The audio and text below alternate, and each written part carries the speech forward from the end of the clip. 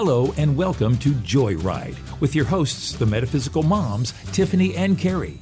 Joyride takes you on a spin through all things spiritual and soulful, including holistic healing, energy work, and personal development. Now, here are your hosts, Tiffany and Carrie.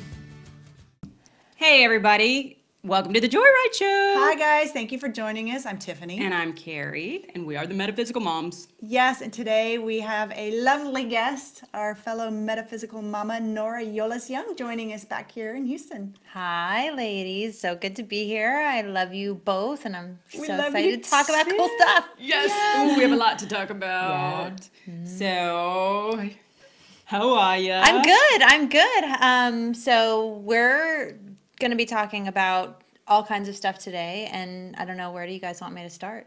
Start with what you got going on. You got your family. You're over in the Carolinas. We're in North Carolina, and we're visiting Houston just for family and for you guys. We got to touch base with the metaphysical moms.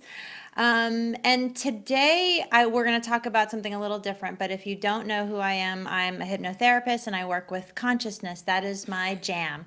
And so I work with clinical clients, from anxiety to past lives to life between lives, and all the way from individuals to groups. Okay, we usually are the ones that set all of this up, and so thank you for doing that. Thank you for introducing yourself. Well, and I do have a show myself, so we really Yep. good. You have two shows.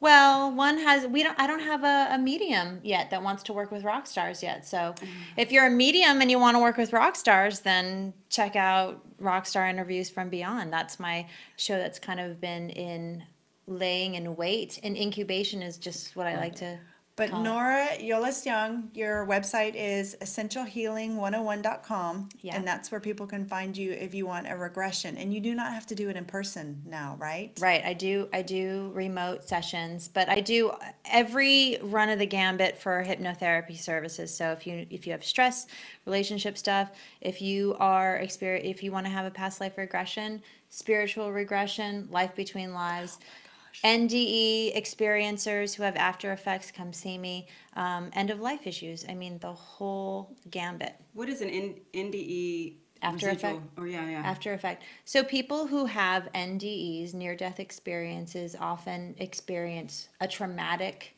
Your paradigm has totally changed. And it can be from an accident. So you not only are dealing with psychological wounding and you're healing on a physical level, but you're also trying to integrate accessing your higher self experience from the spirit realm, and then you're back in the 3D, and it just cracks you wide open. And a lot of people, and if you're recognizing this, you may not know how to manage that or traverse that terrain. And there was a movie with Matt Damon, and he could read people, and he was incredible, and he quit doing it. And there was this news anchor in France, and she did that in the what was that, the tidal wave tsunami? Yeah. And so she had this. I mean, her world was turned upside down. I mean, she couldn't work the same way. She couldn't do the same things, and it's like everything that made sense did not make sense, and seemed so unimportant. Whether or not you got that job or ate that at that restaurant. Yep. And that's exactly what she went about trying to find. So now I totally get that. That's really cool. So what can somebody under regression experience? Like, how does that help? How is that as a therapy to help somebody who's had an NDE? Well, I want to make a distinction between the term regression and actual, like a hypnotherapy state of consciousness. So hypnosis is really an expanded state of consciousness, an expanded state of awareness. It's a highly focused state, and it's a frequency of mind. And so when a person is being led and guided by someone who knows what they're doing, you can go to other timelines. You can go to other experiences in a soul's life. If you say you had a lost loved one who has passed on, you can also become instantaneously mediumistic. And so if a hypnotherapist knows how to traverse that realm, you can actually heal from, loss, Grief. move on from grief, and have that last moment that you're craving to have. And know that you have a connection going forward. Totally. And you have that broader sense. And I can talk about the NDE part of it, which is your paradigm, your point of view has changed to such a huge degree, and everybody has their own process to go through. But if you're coming back, your priorities are going to totally change and shift. Yeah. You're going to have a download in the spirit realm that you may or may not be able to consciously bring into your current life awareness. And that's going to change everything, your relationships, how you see your calling in the world, your relationships with everyone and everything, which is a type of grief. You have to grieve the loss of your previous life and integrate into that new you and discover who that person is. Right. Which is also very much what people are going through when they're having transformative spiritual experiences. So when people are cracking open and having their spiritual awakening, it's very much like having an NDE, because also your experiences of extrasensory, your superpowers are starting to come online. You're starting to hear things differently, see things differently, perceive things differently. And if you don't have a skill set or a way of understanding what that means, you may just put it in the I've gone batshit crazy camp. Yeah. Or you're in crazy town from the family perspective, and really you're not. You're just awakening, and you're having the broader sense. Well, and you would so I did, when we first met, I did some work with you, and you took me to a place, or my soul, or whoever. We went to a place in the future, and I was a guide to like a grandchild, great grandchild, trying to help them. I think I've talked about this. Anyway, trying to help them meet their person. Yeah, that was really cool. God. So check this out. I mean, imagine having conscious awareness of your guide self in the future. And that's what Carrie had access to. She was seeing her grandchildren in the future and playing a part in the unfoldment of their reality. Isn't that cool? Isn't that cool? Go left! Yeah, you also look see how up from the frustrating. Look up from the AI. The bus is coming. Yeah, that's true. Okay, so hold on. Can I go back to, you were saying, so when somebody goes into that state of consciousness who's had an NDE, what kind of information can they get that will help them integrate that? Well, it'll be different for everyone, but what I always tell clients who are wanting to know that information is your higher mind will give you exactly what you need. And so it could be cryptic at first. It could be something that doesn't make any sense. Or you could go right back to where you were. You could remember things that you may have already forgotten. You could have a greater expanded experience. Anything is really available. Everything is available to you, I should say. And so the possibilities are limitless. But I think our higher self and our connection with Source is there to guide us in the next step that we may not consciously be aware of, but that we're ready to take.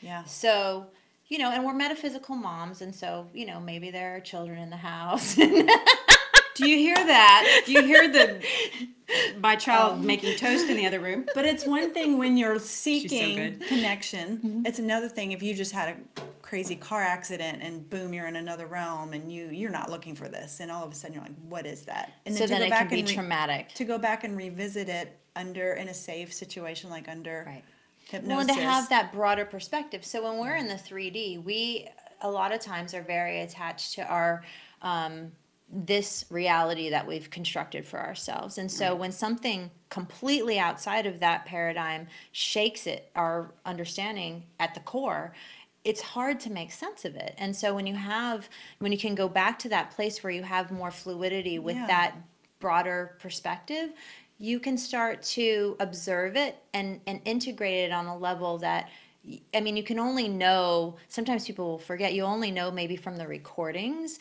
what actually happened, but that awareness starts to feather in so seamlessly into your life where it just makes sense. And I know EFT is kind of like that too, where people don't even realize that they're having these huge shifts in their lives, and it doesn't feel like they don't remember where it was. It's almost like their reality has been completely feathered into this new point of view. I hope that makes sense to you guys. It does. And in EFT, we have to write. Often in the beginning, you write down how uncomfortable is this? What am I feeling? Because when you get past it, you don't remember feeling that bad. So that's actually in the beginning, you have it on paper.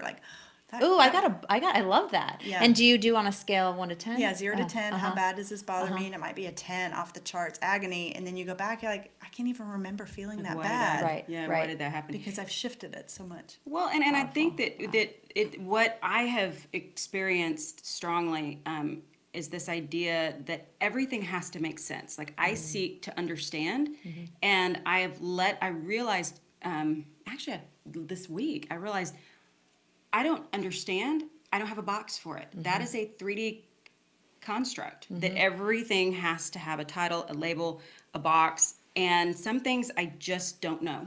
Right. And I'm okay with that. Well, that's and it doesn't make it not real. Well, that's a beautiful shift that you've been able to give yourself permission to have. And I think if this is something that the audience can relate to, I think that's where we're headed.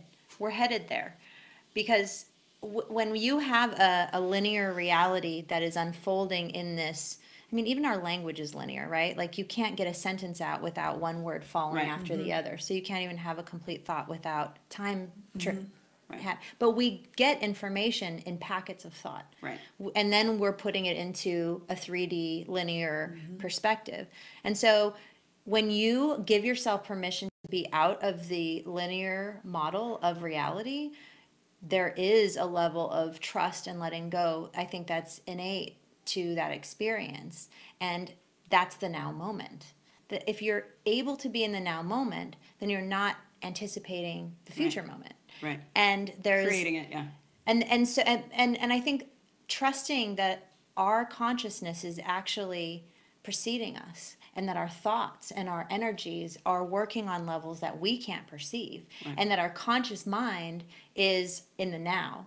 And so we can pontificate about how it's going to unfold, but we can only be in the present awareness. Right. So it's a head trip. It's definitely heady to think about it, but the more we allow ourselves to be in that space of letting go and trying to like get our paws all over how it's going to unfold, that controlling, like it's scary to just totally let go. It's like that trust fall, right? But we're not programmed that way. We are programmed that you finish high school, then you go to college, and then you go to law school or whatever it is you do, or maybe you go a different route, but it is, you need time, you need gray hair to be respected. You need, we are so programmed to seek outside and to...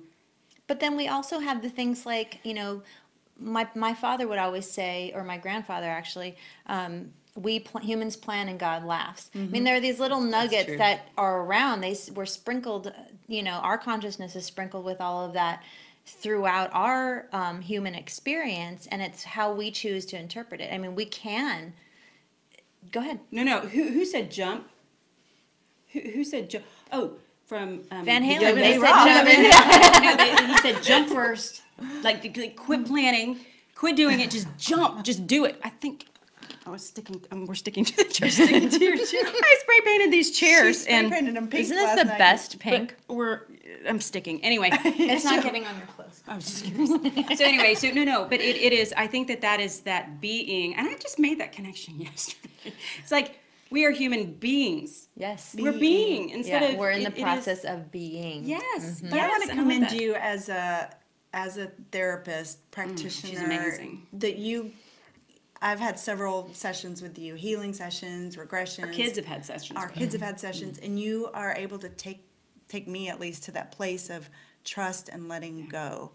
And just your voice, the way you count us down, the way you just, and you have that bigger picture in mind, so you're able to take us and follow us wherever our higher mind takes us. I just want to commend you as a great practitioner. Aww, well, and I think I was just telling her that I mean I'll call her, and poor thing, and it's just golly. I'm always saying I'm always call people. I've been going really truly through a huge shift, and I've been asking the guides for shadow work. Yay, which they give it because she's a badass. I mean, let's get real. Like, I don't know what is this, and so I'll call. But you have this capacity to hold space, no judgment. I mean, stuff we talk about is pretty randy, and you just, and it's like okay, and you have this ability to like not just see this version, but see the whole version. Like, oh well, yeah, Carrie, look, and you make me feel better in that you're a badass, and this is why, and it's not just. You don't get on board and say, yeah, that guy's an ass, or like you don't agree with the drama of what's going on, you have this way of going directly to the why it's going on, what your soul's asking for, and this broader picture, if that makes sense. Well, and I thank you for that. And I think this is a good point to bring up, because this is a conscious choice on my part. I feel like part of my soul mission is to help people access their deeper soul self, their soul mission, their purpose for being here. And I think it's really easy to forget because there's so much distraction, trauma, pain, difficulty, and I think it's really easy to get off track. And so what I am every day reminding myself, what are you doing here, Nora? Why are you here? And it is to do that very thing. That is what I do, and it's my passion. And I think if humanity can in general give themselves permission to see from that 30,000 foot view and get nimble at the zoom in and the zoom out, we can have more freedom to see reality from the 5D and then and look at the 3D in a way that doesn't feel limiting. Right. Because the pain and the struggle has a lot of purpose a lot of times. I truly believe that we signed on for it. Yeah. And bingo. So, but we make it worse by struggling so hard against it. And being victimized by it. Yeah. Like, how can we down? And it's painful. I mean, that's the real truth is that it hurts and it's intense, but that's kind of why we came, not to be in pain, but to have this physical experience that we're grappling with and banging against, you know? Well, and I think that also just going into that, you know, when you dive deep down into some people, I did this workshop once and it was heavy, and it's the whole thing, and we all would lay in the dark and we would say what we hold on to. I mean, everything from, you know, cheating to, you know, terminating pregnancies, and no one looked, no one knew. Everybody just said it into the darkness, and we were held in this space. But I walked away from that thinking, we define ourselves and we define what we deserve, whether it's happiness or love, based on some act we did, you know, 20 years ago. Right. And we create our lives around that. My legs are chilling, so that must be something. And I think but once you air it and you get it out there, you're like, that's not so bad. And everybody's got stuff. And everybody has stuff. And you are so great at holding that space. It's like, really, you skinned a cat, and you know, okay, you know, let's go into that. And it's not, oh wait, you accept me anyway. You know, I mean, I think to allow people to walk, and I know I'm saying the same thing, but to walk through those things. Really lets them release. You do the same thing with your work. Yeah. And just lets people release that stuff that just holds them down. Well, and you have that really strong, like, non-judgment capability. Yeah. And I do think we choose to do that. I mean, sometimes, I mean, we all have our skill sets, and that's the beautiful thing about where we're going, where humanity is going. I feel there's a real shift and trend happening within humanity, and you may be feeling it too. I think we're coming emerging out of the data gathering phase of the awakening, where it's like, I'm waking up, oh my gosh, what does that mean? And I got to learn, and what is, you know, finding the people who you resonate with, and then having the training or the reading or whatever. I feel like we're in a position now to pivot and start being the activists that you've been training to be. Mic drop right there. I mean, I really want to stop right there, and I really want to say that because it is that place of we're never enough, or we're not enough. It is. I just I'm going to always relate this back. I had a friend of mine who she graduated law school. She went to a really great firm, and she said, I feel like they're going to find out that I don't know. And it's like she just wanted to stay in school and keep gathering, because we feel like we're never prepared enough. But the only thing that truly prepares us is being out in the world and facing this. It's that credibility piece. It's the illusion of credibility. And there's no such thing. Yeah, and until it's like you can go to medical school, but there's a day when you have been given your MD or whatever, and then you show up with your clients or your patients, and you're like, "Hi, I'm Dr. So and So." You have to actually like embody that. It's called practice. It's called practice. It's not like mastery.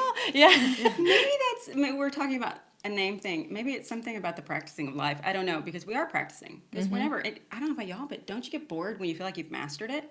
Yeah, move on. I think that's an innate part of why we're doing this human thing, because there's always going to be more. There's always room for evolution. Right. We just continue. And we can't deny that it will happen. And it's funny when people, there is this, and I think this is part of the old paradigm, this presumption that once you get to a certain place, you're done.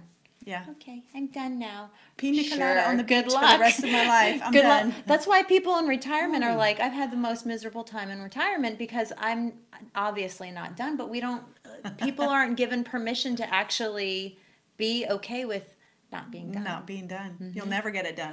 Esther Hicks always says that. You can't get it wrong and you'll never get it done. Well, that's yeah. Anyway, that's a whole other trail for me. But it is. I think you're right, and I don't know. I think that, so you're starting to see that too, because I'm feeling this huge shift, and I'm feeling, golly, that's what they just showed me. I was like, I'm not ready. And they're pushing me out on stage, going, I mean, not stage, but it's like they're pushing me out going, oh yeah, you are. Yeah. And you look around, it's like, oh crap. Well, and I can break it down a little bit more. Sure. So, everybody has their own unique skill set. And I'm not saying that it has to be measured by a particular dogma or discipline.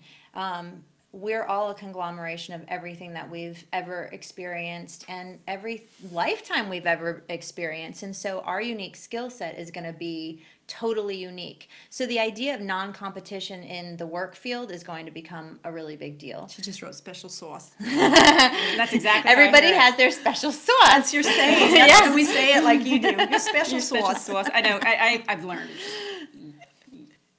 Yiddish. I've learned Hawaiian. And I've learned really big words Your from you. special sauce. Yeah. Okay. See, I'm a conglomeration of many things too. But yeah, so for example, if you're going to have a, Tiffany, you do EFT. You're also expanding as a healer, as a mom, all of your skill sets. Stepping into your activism really is just a matter of one foot in front of the other. What do I feel compelled to do today? Is it being the best damn mom I've ever been today? Right now, I just want to show up in the best way I possibly can. Or is it, I just want to deliver food to the homeless, or I just want, whatever it is. Whatever makes you happy. I'm actually getting the feeling that I want to learn to communicate with different vibrations of energy. Whether it's plants or animals or ETs. What makes you think you don't already do that, my love? But on a more conscious level. Okay, deeper level. More physically beautiful. Feel it, more intuitively feel it. There's some real pull. So I'm out in nature, like talking to the trees and connecting with the trees are very, very communicative these days. Very. That's a Heather in New Braunfels. She activates trees, and you're a tree talker too. So as the veil thins, our consciousness starts to be able to blend with everything that's around us. And so we can actually have more access to consciousness, whether it's the consciousness of the rocks, of the trees, of the plants, of the universe, of ETs, whatever it may be. Because we're all connected. We're all tapping in and having, and so there's that frequency that you're talking about, having a greater connection with that frequency. That is your leading inspiration. It's like, I want to connect more deeply with that energy of frequency. More specifically, I would say that's an inner activism pointing itself out to you. And just one step in front of the other. And so the next time we meet and have a conversation about this, you will have moved forward in that activism. Yeah. And that changes the world. Yay. Because you can offer that in your own with your own special sauce. Don't you feel like, I know that I've felt this way with a few different friends or a few different things that I've seen, is that there are it's like, as we evolve and as we evolve as a collective, we gain more access to a higher energetic norm or baseline. And so, like, our bandwidth becomes broader. Right. But people anchor this new energy to the earth, and it may not, because I guess I really do see patterns, because I've always seen, like, you remind me of this person, and now that I look back, I remember, or I realize that it's an energetic thing that I've seen before. Like an energy signature? Exactly. And that there are new ones that come in. And I also think that new recognitions. Well, they're new, maybe so, it very well could be, but I do believe that we have access to more, and that that the earth is changing, and that's where I'm beginning to see it, is people are doing incredible things that no one has thought of, or at least maybe I haven't, but it's well, that's the expanding nature of being in a physical reality. You know, we came to have that experience of expansion, and whether we have a simple life on a farm, or a life that would by modern standards be considered primitive, we're still always expanding. There's no human being, there's no being that's not constantly evolving and expanding. But don't you think sometimes people can devolve into their chaos and distortions? Well, that's an interesting point. I don't know that you can. I think you can have a looping programming thought process, but to say that it's exactly the same or going backwards, I don't know that that's actually true. Yeah, I think you're still exploring. It's like the spiral, right? Yeah, the spiral up. I don't know that you can go backwards down the spiral. It's like you can't unlearn what you've learned. I get that, but it feels to me that look, you know, I know I've talked about this a lot, but years ago, 5 years ago or so, they showed me the Earth pulling into two, and that was the time that I got to go in and I got to ask questions about it and all this stuff. It was really cool, and this may bring up our next topic, but I do feel that there are people that will buy into the illusion more so and say, okay, I don't really want that, and it's not. I'm not trying to say it's good or it's bad. Right. I'm just saying there are those that say, oh my God, I want that. I want to feel better. I want to be connected. I want that peace. I want the distortions out of my field. I want, and then there are those that say, man, I love this, and this is what I want. And maybe that's the divide of the shift, is that, okay, you know, either you want to get on the bus to go to A or you want to get on the bus to go to B. Well, and I think perspective is everything here, but it's only our perspective that really ultimately matters. And it's not meant to be like a selfish thing, but you're only going to be able to interpret through the lens of your own awareness. And so that's all that matters. Right. I mean, for all intents and purposes, that's really true. So when it comes to devolving or whatever, you know, there could be a traumatic event and people could just close down. And so that then, in my mind, I resonate with timeline. So it's like that timeline or that reality where I'm at the frequency of that experience, where that's my bandwidth. I'm not expanding anymore. I'm just staying like, okay, I'm seeing reality in this way, and I'm in pain or I'm in trauma or victimization, whatever it may be. I'm going to be having a very particular trajectory.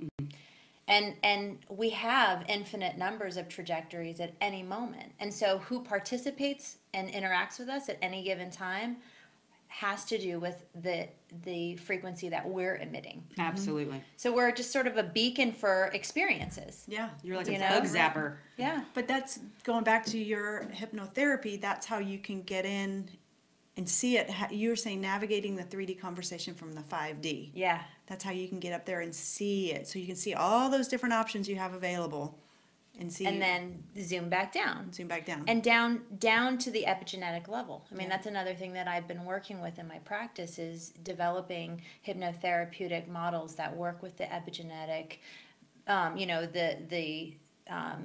the spiritual affects the biological. Which is everything. So you're healing, we're doing it anyway, but the terminology epigenetics is very exciting to people right now, and they're getting that, and it doesn't feel woo-woo to them.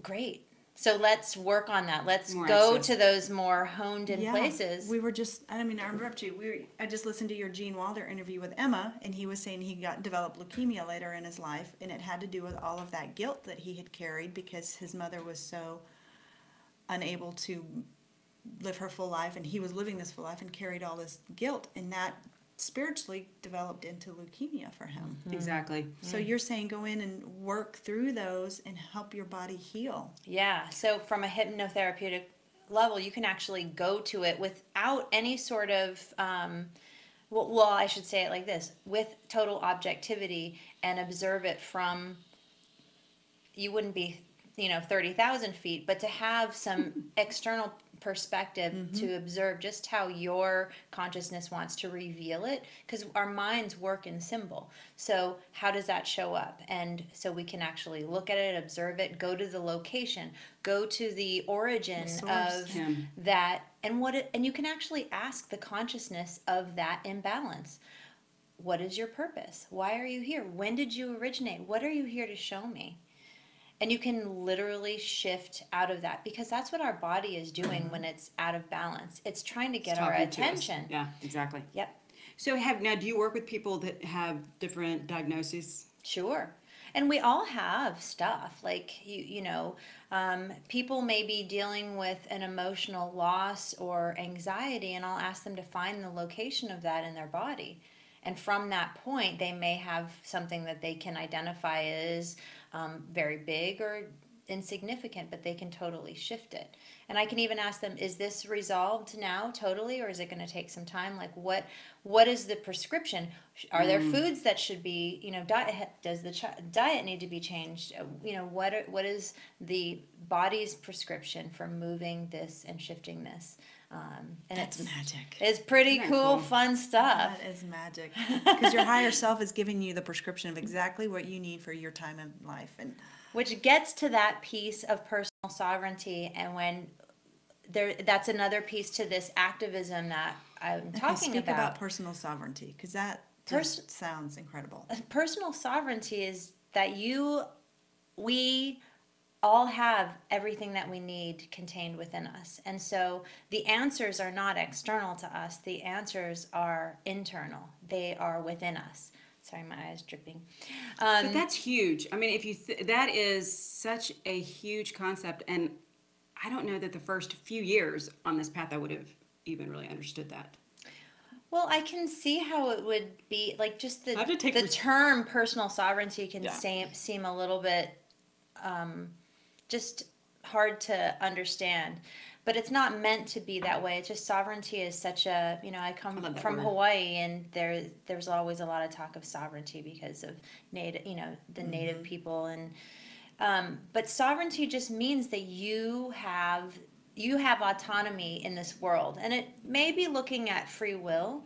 And that's a much deeper philosophical conversation. And my job is not to say you do have free will or you don't have free will. The idea is you get to have access to answers within yourself. And by expanding your consciousness, and it's not hard to do, we do it all the time, actually. We're in a state of trance. We're in a state of expanded consciousness. We just don't know that we are. And so we have negative self-talk playing. We have negative feedback loops or memories that are not serving us playing in our head while we're in that expanded consciousness, doing that shutting down part of us, that limiting. And so when we recognize what expanding consciousness is, we can start embellishing that with moments of upliftment, of I did that thing that I was really trying to accomplish, or that was a really beautiful interaction that I had with my son or daughter today, or whatever that moment with my client was exactly how I want it to go. And I just want more moments of breakthrough like that. And just really bringing in thoughts of awareness of doing what you want to be doing. And if you're not doing what you want to be doing, it's okay. Just start recognizing what it is that you want to be doing. And even if you're working a job that keeps you busy, your thoughts. Take 5 minutes, promise yourself you're going to commit to something. It can be 5 minutes a day. I'm just going to think about what I'm passionate about for 5 minutes. See how that shows up in your life. Maybe journal if you have the time and inclination. It doesn't have to be limiting. And, I hear that a lot from people like, well, I work a huge 40-hour-a-week job and I don't have time to do that. Well, maybe if you break things down into bite-sized chunks, it doesn't feel so overwhelming, and you do actually have time. Even if it's while you're on the toilet. I mean, there's no rules as to when that new paradigm shifting thought process can start to come in. And the more you do it, the more it becomes second nature. Yeah. Well, and I think too, and I think that's really true. I know for me, the pattern was I always knew what I didn't want to do. I always knew what I didn't like. That I knew, and it hadn't come in yet. Like I haven't seen what I want to do. I mean, I have done so many little things that's like, then I just sort of lose my steam. And so it is much easier sometimes because you've experienced when you do the bite size. No. I mean, to say what you don't want to do because you've already done that. And so it's bringing in, it's like saying, okay, there's this new color and it's called bluff red. You're like, I don't know what the hell bluff red is. It's training too, though. I think it's training. We're trained to notice what we don't like. It's a true retraining to start to notice what we delight in. And we sometimes just don't notice that we're actually noticing, whether it be a beautiful blossom on the side of the sidewalk or just a wonderful, deep, fresh breath of air. Oh, I like that. Just being in that moment of, oh my goodness. Looking for the positive. Petting our animals, just those small little itty bitty moments when they start to happen in mass is a total paradigm shifting experience. Well, that's when also, taken in totality. That's a mindset. So what you're doing really, what you're saying is that you're creating a perspective shift. Instead of zeroing in on what I don't want, let's zero in on what I do want. Yeah, and it doesn't have to feel overwhelming. I think the idea of overwhelm, if you're feeling overwhelmed, that is your indication that you gotta just take your foot off the pedal and coast a little bit. Just don't chill, force it. do something that feels more pleasing, and that is, that's totally Law of Attraction 101, Abraham Hicks. Gosh, such great teachings. I know when I look at something and I don't want it, I think, what's the 180 to this? Great way of saying it. It's just teaching me what I do want. So, and then move in that direction. Okay, name one thing that you really want. Pushing against that. Lately, it's been I want to be more in nature. So when I'm like, I feel like I'm just inside. I'm inside. I've got electronics and concrete or whatever. Right. I'm like, I don't like this. It's that feeling of being, I don't know if it's claustrophobic. The sensation of being indoors. Or just artificial.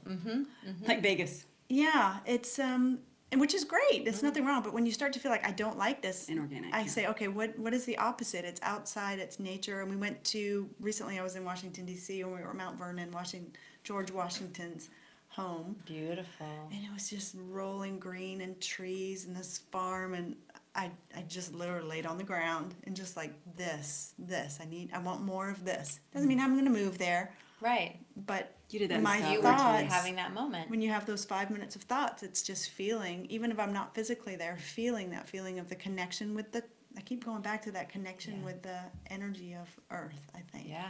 So what is that? I'm curious if you could break down what that sort of vibrational feeling would be. What were the sensations in your body? What did you notice about connecting with nature that was so pleasing to you? The colors, the sensations on my skin, the coolness, the sunlight, all of that just feels so, I want to say right, just feels very right. But it's also an allowing of the flow of nature, the cycles of the seasons, the rise and setting of the sun and the moon and the stars. There's just an order to it that I feel very much a part of when I'm in it. Do you feel like it's a recalibration? Yeah. Yes, that's what I feel. I feel like my heart. And if I could see the aura of the trees and the energy of the earth, it just feels natural and that it knows who it is. It's almost just like it's got this, I don't know, permission to live, evolve, die. It's just in the cycle of it. Well, and you entrain to that. And it feels like an entrainment. I get back in it and I'm just like, I am part of this and it's all okay. So can I give you a technique to try? Yeah. So when you're in that space, start to hone in on what extrasensory capability. So clairvoyance, what am I sensing with my inner vision right now? And then play with that. Okay, what am I sensing with my inner auditory capabilities? And you go through you know, am I getting something telepathically? What am I hearing? What am I feeling in my body? And just play with that. And you'll notice awareness that you didn't have before. And it's really just a pivoting of focus. It's like, oh, I'm listening with my inner ears right now. Okay. And you start to hear stuff. Yeah. You know? I see you opening up, and I see that it's a depository too. That it's like I see you just totally opening, and that it's like everything gets. When you're in nature. For her, it's like specifically. It's like you're laying there, because I watched you do that in Scotland. That's the most beautiful picture. It's like all these puppies and a mountain behind her, this huge hill, and then she was laying down, and it was and it's like you open up and things get released, and then things come back in. You know, and that's things get transmuted. Often my guided meditation, when I do that, I connect with the earth and I give and receive. It's a very much connection. Feels like you're so on earth. So yeah, that's just one thing I do. That feels really good. Awesome. So it's different for everybody. Yep. Some people connect with the stars. Some people connect. That's me. That's the stars. She goes up. My favorite thing in the world is, and this is, oh golly, last time we were at the lake, I sat outside by myself. Well, no, then Catherine came with me, my niece, and we just sat outside, and the sky is black, and there's so many stars, and that's where I do connect. And it was the wind, and it was beautiful. We're just laying up watching, just doing a sky watch, and same with New Braunfels, and same with, you know, no matter where I am, the water, the stars, the wind, those three components just really. I can stay there for hours. Can you feel the wind move through your being? Yeah. Yeah, that's a fun visualization, to just sort of have the wind take away whatever is not serving. Makes that it's almost like your molecular self diffuses a little bit in the wind, and then it comes back into. Do you have a place that this goes for you? The ocean, Pacific in particular, is very powerful for me. But I think it all is good. It's all really good. It depends on where I'm at. It depends on how far down I've gotten, and then where I'm at. So I think earth is a very key element if I'm kind of in the doldrums. And earth energy is very neutralizing for me, so that I can get to a better place. And then I start to notice things.